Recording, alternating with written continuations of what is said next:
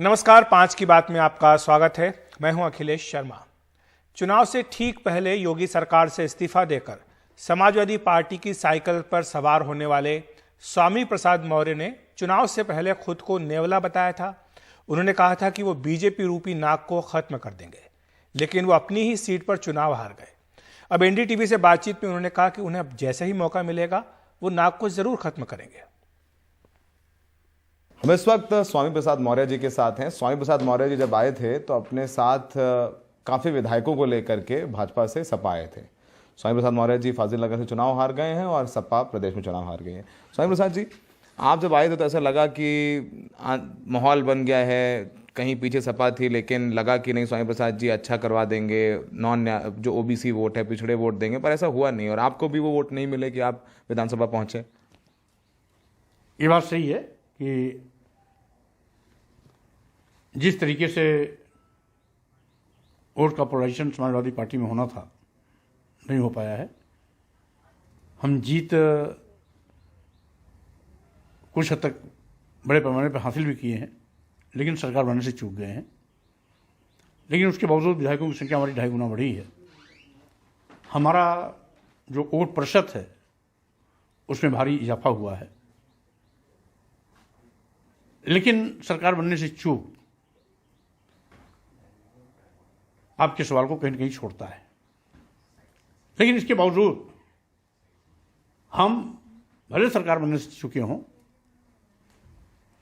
लेकिन जनाधार बढ़ाने में हमारा काफ़ी इजाफा हुआ है और जो चूक हुई है उसकी भरपाई के लिए हम लोग चिंतन मनन करेंगे।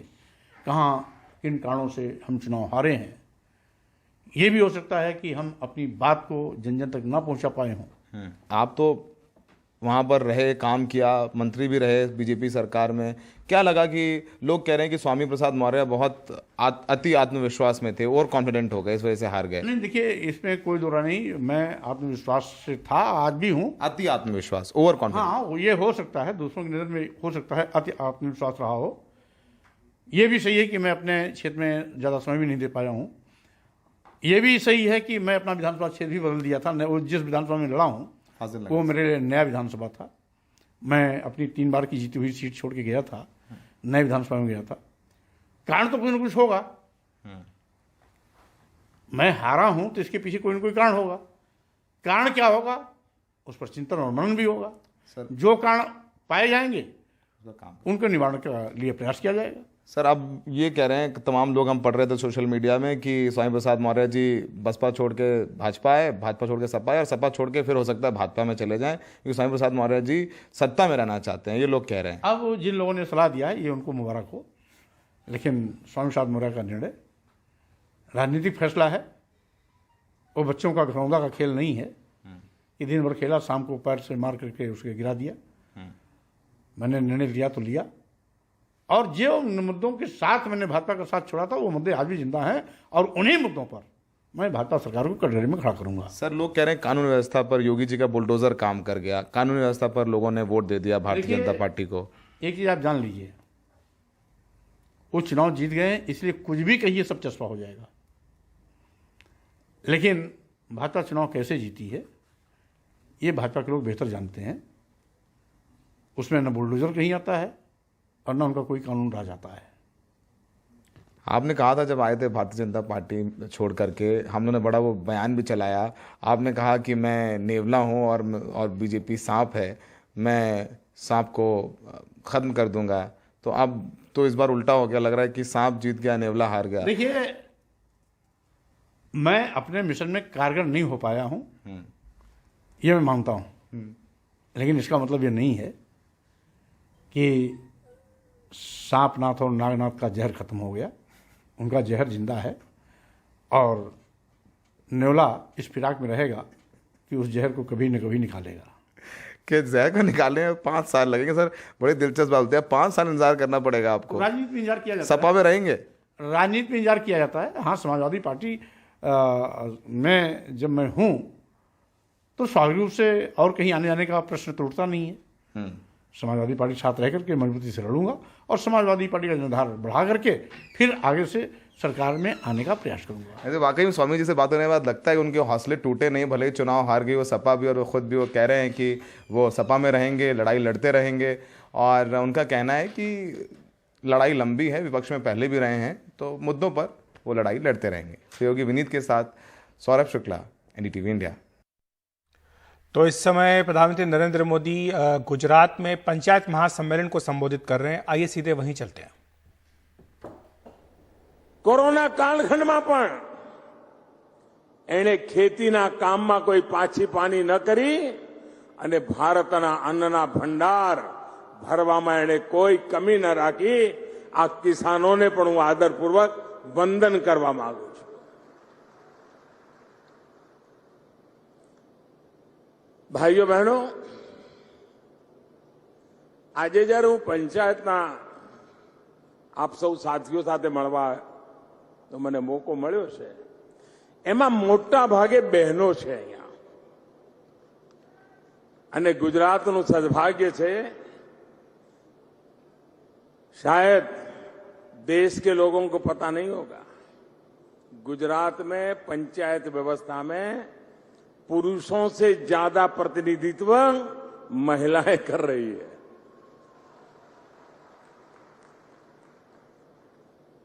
માતાઓ બહેનોનું પ્રતિનિધિત્વ પુરુષ કરતા પણ વધારે છે, અને આપણે ત્યાં સમરસ ગ્રામ પંચાયતનો એક વિચાર બધા ગામડાઓએ આવકાર્યો છે। હું જ્યારે નાનો હતો એ સમયે મેં આચાર્ય વિનોબાજીના પ્રવચનો વાંચવાનું સૌભાગ્ય મળ્યું, અને એ વખતે મારા ગામમાં સર્વોદયની પ્રવૃત્તિ સાથે જોડાયેલા ડોક્ટર દ્વારકાદાસ જોશીના મુખેથી અનેક વાતો સાંભળવા મળતી હતી, અને એમાં એ કહેતા હતા કે ભાઈ લોકસભાની ચૂંટણી થાય, બધા આમને સામને આવે तो कई मुश्किल ना पड़े। तो आप सुन रहे हैं प्रधानमंत्री नरेंद्र मोदी को। इस समय गुजरात में राज्य भर से आए पंचायत प्रतिनिधियों को वो संबोधित कर रहे हैं। आपको बताएं कि 1 लाख से अधिक पंचायत, तालुका, जिला पंचायत के नुमाइंदे इस महासम्मेलन में हिस्सेदारी कर रहे हैं। इससे पहले जब प्रधानमंत्री नरेंद्र मोदी गांधीनगर पहुंचे, अहमदाबाद, तो वहां से एयरपोर्ट से लेकर के पार्टी ऑफिस तक एक बड़ा रोड शो आयोजित किया गया। विजय जुलूस का नाम इसको दिया गया है। कल जिस तरह से बीजेपी ने 4 राज्यों में शानदार अपनी सरकार में वापसी की है, उसके बाद गुजरात की जनता की ओर से ये बधाई जुलूस आयोजित किया गया था।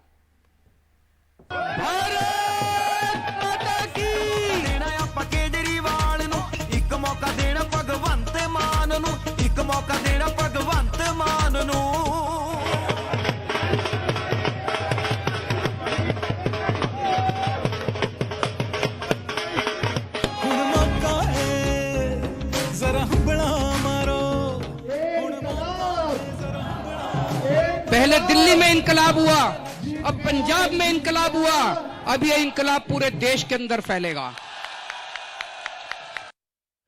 पंजाब में धमाकेदार जीत के बाद आज शाम चंडीगढ़ में आम आदमी पार्टी के विधायक दल की बैठक होने जा रही है। माना जा रहा है कि इस बैठक में औपचारिक रूप से भगवंत मान को विधायक दल का नेता चुन लिया जाएगा। भगवंत मान 16 मार्च को मुख्यमंत्री पद की शपथ लेंगे। उससे पहले 13 मार्च को वो केजरीवाल के साथ अमृतसर में रोड शो करेंगे। भगवंत मान ने आज दिल्ली आकर आम आदमी पार्टी के संयोजक और दिल्ली के मुख्यमंत्री अरविंद केजरीवाल को शपथ समारोह में शामिल होने का निमंत्रण दिया। इस दौरान दोनों नेता गर्मजोशी से एक दूसरे के गले मिले। हमारे सहयोगी शरद शर्मा हमारे साथ जुड़ गए हैं। शरद, हम आप देख रहे थे कुछ देर पहले आपने कई लोगों से बातचीत करके भेजा था, आपने उनसे बातचीत की थी जिन्होंने मुख्यमंत्री चन्नी को हराया था। ऐसे में आम आदमी पार्टी अब जबकि शपथ ग्रहण समारोह के लिए तैयारियां कर रही हैं, किस तरह का मंत्रिमंडल हो सकता है? क्या इसी तरह से ज़मीन से जुड़े लोगों को प्राथमिकता दी जाएगी? सरकार की प्राथमिकताएं क्या होंगी? और जिस तरह का शक्ति प्रदर्शन करने की 13 तारीख को योजना बन रही है, उसके पीछे क्या मकसद है? देखिए, जो आपने आखिरी में पूछा है उसका शुरू में जवाब दे देता हूं। जो 13 तारीख को रोड शो होना है अमृतसर में अरविंद केजरीवाल का, भगवंत मान का। वो एक तरह से विजय जुलूस है आम आदमी पार्टी का, क्योंकि उन्होंने पहली बार दिल्ली से बाहर निकलकर कोई चुनाव जीता। इससे पहले कोशिश वो बहुत करते रहे, लेकिन ज़्यादातर जगह ही उनको असफलता हासिल हुई। लेकिन पंजाब तो आम आदमी पार्टी ने जीत लिया है। अब इसके बाद आम आदमी पार्टी की जो इच्छाएं हैं, जो आकांक्षाएं हैं, वो अब आगे बढ़ रही हैं। और अगला जो आम आदमी पार्टी का लक्ष्य है वो है गुजरात। आम आदमी पार्टी ने पिछली बार भी कोशिश की थी, लेकिन पिछली बार 2017 में आम आदमी पार्टी पंजाब में चुनाव हार गई थी, तो उसकी वजह से 2017 के आखिर में जब गुजरात में चुनाव हुआ तो वहां पर आम आदमी पार्टी बस ऐसे ही चुनाव लड़ी थी, कोई इसका कोई खास मतलब नहीं था। तो एक तो अब यहां से आम आदमी पार्टी की कोशिश है कि ये जो माहौल बना है इसको न केवल दिल्ली, पंजाब, बल्कि इसके आगे ले जाया जाए और गुजरात में भी जाकर जो है अपनी मौजूदगी जो है दर्ज कराई जाए। तो विजय जुलूस जो होगा वो इस मकसद से होगा। जहां तक बात है कैबिनेट की, जितने बड़े नंबर में जीत कर आए हैं आम आदमी पार्टी के उम्मीदवार, उससे ये बात साफ है कि लहर थी। आम आदमी पार्टी का नाम था, अरविंद केजरीवाल का नाम था, झाड़ू सिंबल लोगों की जुबान पे चढ़ा हुआ था। तो ये मजबूरी तो अरविंद केजरीवाल या भगवंत मान के सामने नहीं होगी कि कुछ जातिगत समीकरण बिठाना है, इसको ज़रूरी रखना होगा, नहीं तो ये छोड़ के चला जाएगा या कोई और तोड़ लेंगे। तो ये मजबूरी तो नहीं होगी। लेकिन हाँ, जो मजबूरी होगी या जो होना भी चाहिए वो ये होगा कि जो वादे किए हुए हैं, जो गारंटी दी हुई हैं आम आदमी पार्टी ने, अरविंद केजरीवाल ने खासतौर से जो उसको प्रोजेक्ट किया है, केजरीवाल की गारंटी के नाम से जो है केवल एक घोषणा पत्र नहीं बल्कि अलग अलग समय पर गारंटियां दी गई हैं पंजाब के लोगों को, जिसमें बेरोजगारी है, जिसमें जो खेती के मसले हैं, जो व्यापारियों के मसले हैं, ये जो हैं किस तरह से हल होंगे और किस तरह से ये हल होते दिखाई देंगे, ये दिखाना भी बहुत ज़रूरी है, ताकि अब जब आम आदमी पार्टी यहाँ से आगे चुनाव लड़ेगी तो लोगों को ये बताया जा सके कि देखिए दिल्ली के बाद पंजाब ने मौका दिया तो वहाँ पर आम आदमी पार्टी क्या कर रही है। क्योंकि जितने बड़े मैंडेट के साथ कोई पार्टी चुनाव जीतती है, जितनी ज़्यादा तालियां जो है किसी को मिलती हैं, तो फिर संभावना और आशंका उतनी ज़्यादा गालियां पड़ने की भी होती हैं। तो चुनौती ये है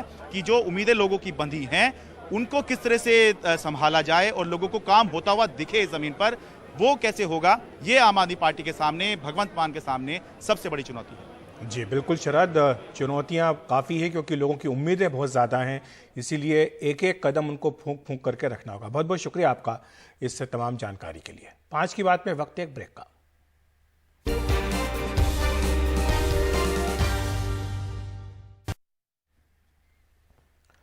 उत्तराखंड में भारी बहुमत से सत्ता में वापसी के बावजूद बीजेपी के सामने एक समस्या है। समस्या यह है कि जो मुख्यमंत्री पुष्कर सिंह धामी हैं वो अपना खुद का चुनाव हार गए।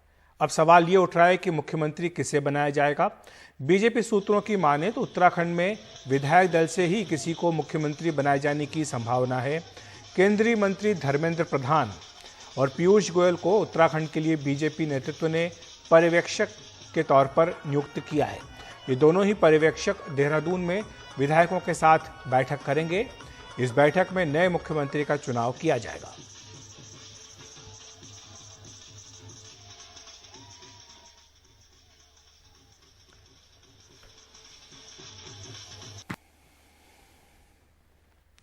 उत्तराखंड में बीजेपी की एक बार फिर से वापसी हुई है, लेकिन वो मुद्दे क्या हैं जिन पर लोगों ने अपना फैसला किया। कुछ मतदाताओं से बात कर जानने की कोशिश की हमारे सहयोगी अक्षय डोंगरे ने।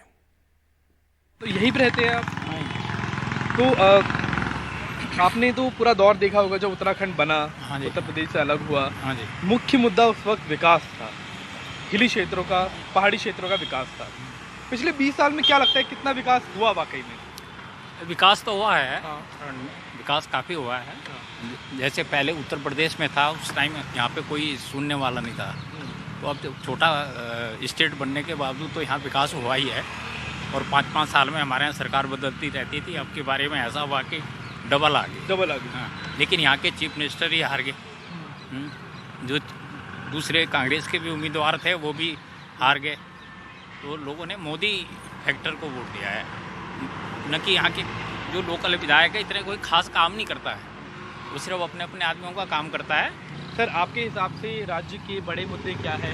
कई सालों से आप देख रहे होंगे राजनीतिक पार्टियों को। सबसे पहले तो महंगाई, उसके बाद है स्कूल के बच्चों की फीस इतनी बढ़ा दी गई स्कूल में कि बेहिसाब, छोटा आदमी पढ़ा नहीं सकता बच्चे को। और रोजगार है कहाँ? रोजगार तो बंद कर ही दिए। रोजगार चलेंगे तो इंसान का पूर्ति होगी, नहीं चलेंगे तो पिछले 5 साल में लगता है महंगाई कम हुई है? नहीं। फिर वोट क्यों दिया गया सरकार को? अरे वोट तो देना ही पड़ेगा सरकार को। किसको, मतलब ऑप्शन भी तो है, कांग्रेस को भी दे सकते हैं। नहीं, मोदी ने बहुत काम किया। हाँ। मोदी ने इतना काम किया, कर नहीं सका था कोई, आज तक नहीं करा, इतने दिन हो गए। वो पहले तो उसका कश्मीर का मुद्दा, उन्होंने एकदम झंडा गड़ाया। उसके बाद ये कहना 3 तलाक का। आप यहाँ पर बाहर के रहने वाले या फिर यही के लोकल हैं आप? नहीं, अभी तो मैं यहाँ 1.5 साल से आ चुका हूँ। हाँ। मैं बेसिकली गुजरात से हूँ। अच्छा। लेकिन यहाँ बच्चों की एडमिशन और स्टडी के लिए यहाँ पर पर्पस से शिफ्ट किया था। अच्छा, लेकिन गुजरात में तो काफ़ी विकास है, इतना मतलब डेवलप्ड है गुजरात, तो फिर आपको उत्तराखंड क्यों आना पड़ा? डेवलप देखो, सभी जगह पे डेवलपमेंट पोटेंशियल है। थोड़ा बहुत कहीं ज़्यादा हो चुका है, कहीं हो रहा है, ठीक है। तो प्रोग्रेस, ये इन प्रोग्रेस होता है, ऐसा नहीं होता कि कोई फुल स्टॉप आ जाता है, ठीक है। मतलब देहरादून में या फिर इस क्षेत्र में आपको लगता है गुजरात से ज़्यादा अपॉर्चुनिटी? हाँ, डेफिनेटली यहाँ पर बहुत सारी अपॉर्चुनिटीज़ है, क्योंकि यहाँ पर एजुकेशन जो सिस्टम्स है वो बेस्ट है। और यहाँ पर जो डिपेंडेंसी है वो मेजर डिपेंडेंसी स्टूडेंट्स और टूरिस्ट के ऊपर है। ये जो स्पॉट है यहाँ पर इंफ्रास्ट्रक्चर के नाम पे जो रोड कंस्ट्रक्शन हुआ है वो बढ़िया हुआ है।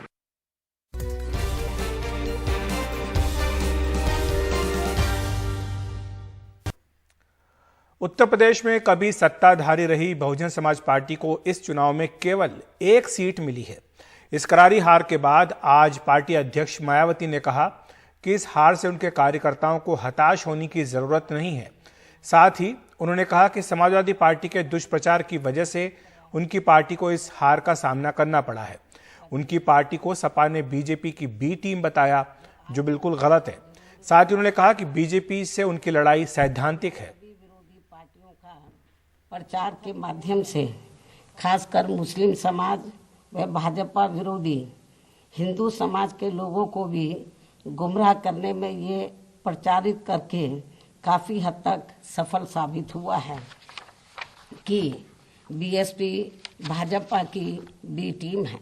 इससे फिर बाकी भाजपा विरोधी हिंदू लोग भी बसपा में नहीं आए। और यदि ये सभी लोग इन अफवाहों का शिकार ना हुए होते तो फिर यूपी का चुनाव परिणाम कतई भी ऐसा नहीं होता जैसा कि हुआ है। चुनाव में हार जीत किसी भी पार्टी की हो, लेकिन आपस में प्रेम, भाईचारा, सौहार्द बना रहना चाहिए। आइए देखते हैं गोरखनाथ मंदिर पहुंचे बीजेपी समर्थकों के अपने सुर अपने ताल। गोरखपुर से रवि रंजन शुक्ला की रिपोर्ट। उत्तर प्रदेश के विधानसभा चुनाव में बीजेपी को एक बड़ी जीत मिली है और मैं इस वक्त गोरखनाथ पीठ पर हूं। ये आप देख सकते हैं कि वही मंदिर है जहां पर योगी आदित्यनाथ जी रहते हैं, आते जाते हैं। मुख्यमंत्री बनने के बाद में भी इसी जगह पर वो जो है वो उनका आवास है, यहीं पर रहते हैं। और बगल में मंदिर है, पीठाधीश्वर है चूंकि, तो इसी की वजह से समर्थकों का एक बड़ा जमावड़ा गोरखनाथ मंदिर में लगा हुआ है। 7 तारीख के चुनाव प्रचार के बाद में लगातार वो यहीं पर रहे 3 दिन, लेकिन कल वो लखनऊ जरूर चले गए। लेकिन उनके जो तमाम सारे समर्थक हैं वो हैं चंद्रशेखर पांडे जी मौजूद हैं, हाजी याकूब अंसारी साहब मौजूद हैं, दोनों लोग यहाँ पर मौजूद हैं। अच्छा, आप कुछ बता रहे थे अपने तरीके से, लोकगीत के तौर पर आप क्या आज खुशी अपनी व्यक्त करना चाहेंगे? हाँ, कालेवा अरे यूपी में भगवा सब चमकैले हो, योगी बम्पर वोट से अइले। यूपी में भगवा सब चमकैले हो, योगी बम्पर वोट से अइले। ना ही ऊंच नीच देखें, ना ही ऊंच नीच देखें, सब लोग बाबा के निरेखें। ना ही ऊंच नीच देखें, सब लोग बाबा के निरेखें। झंडा के सरिया सब लहराइले हो, योगी बम्पर वोट से अइले। यूपी के सब चमकैले हो, योगी बम्पर वोट से अइले। ना ही देखा जाति पाति, सब लोग बनले खूब संघाती। ना ही देखा जाति पाति, सब लोग बनले खूब संघाती। अरे सत्य के रहिया देखवले हो, योगी बम्पर वोट से अइले, यूपी में भगवा सब लहराइले हो, योगी बम्पर वोट से अइले। योगी आदित्यनाथ जी महाराज के कार्यों में विश्वास किया और पूरा सुशोभित किया है। और इस चैनल के माध्यम से अब कहना चाहूंगा उस मैडम को जिन्होंने कहा था भगवा में जंग लग गया है, अब आज उत्तर प्रदेश की जनता ने साबित कर दिया कि भगवा में सदैव रंग रहेगा, जंग कभी नहीं लगेगा। सूद का काम होता है जो मुसलमान भाई लोग करते हैं, सारे इस बाउंड्री के किनारे जितने चले जाएंगे सिर्फ मुसलमान भाई। चलिए हम उम्मीद करते हैं कि हिंदू मुस्लिम और सभी जातियों में भाईचारा बना रहे। ये है गोरक्षनाथ पीठ पर मैं इस वक्त मौजूद हूँ और यहाँ आपने देखा कि तमाम सारे धर्मों के लोग यहाँ पर सेलिब्रेट करने के लिए आए हुए हैं। जश्न का माहौल है, उत्साह का माहौल है। हालांकि गोरखनाथ पीठ में इस वक्त योगी आदित्यनाथ जी नहीं मौजूद हैं, लेकिन सबको इसी बात का इंतजार है कि अगर वो यहाँ पर आते हैं तो हजारों की तादाद में जो है भीड़ जरूर यहाँ पर होगी। वो नहीं है तब यहाँ पर हजारों लोग मौजूद हैं। गोरखपुर से सलीम के साथ रविशंकर शुक्ला, एनडीटीवी इंडिया। उधर सोशल मीडिया प्लेटफॉर्म कू पर यूपी के मुख्यमंत्री योगी आदित्यनाथ ने लिखा है कि उत्तर प्रदेश विधानसभा चुनाव में नवनिर्वाचित सभी विधानसभा सदस्यों को हार्दिक बधाई। विश्वास है कि आप सभी का आचरण सदन की गरिमा को अभिवर्धित करेगा और आप सभी जन अपेक्षाओं पर खरे उतरते हुए अंत्योदय के संकल्प को पूरित करने में सहयोगी सिद्ध होंगे। आपके उज्जवल कार्यकाल हेतु मंगल कामनाएं। वहीं किसान नेता राकेश टिकैत ने लिखा है कि लोकतंत्र के महापर्व में जनता का फैसला सर्वोपरि होता है। किसान आंदोलन ने अपना असर दिखा दिया। हम आशा करते हैं कि जो भी सरकारें बनी हैं वे सभी अपने अपने राज्यों में किसानों मजदूरों के उत्थान के लिए कार्य करेंगी। सभी को जीत की बधाई।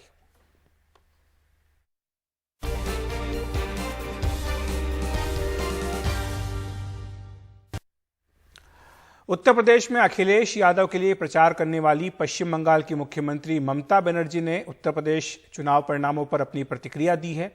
उन्होंने कहा है कि यह पॉपुलर मैंडेट नहीं बल्कि मशीनरी मैंडेट है। हमारा इधर में भी यही करने चाहते थे, हमारा इधर में भी हम लोग मशीन को गार्ड करते हैं, लेकिन यूपी में गार्ड करने का कोई तरीका नहीं है। तो अखिलेश अगर हारा है, बीजेपी अगर जीता है तो पॉपुलिस्ट वोट के लिए नहीं जीता है, पॉपुलर मैंडेट नहीं मिला, लेकिन इसको मशीनरी का मैंडेट मिला। अखिलेश को डिप्रेस नहीं होना चाहिए, अपसेट नहीं होना चाहिए, जनता का पास जाना चाहिए और इसको चैलेंज करना चाहिए कि हर इलेक्ट्रॉनिक मशीन को जो हम कहते हैं कि फॉरेंसिक टेस्ट होना चाहिए। तो 5 की बात में इतना ही। देखते रहिए एनडीटीवी इंडिया।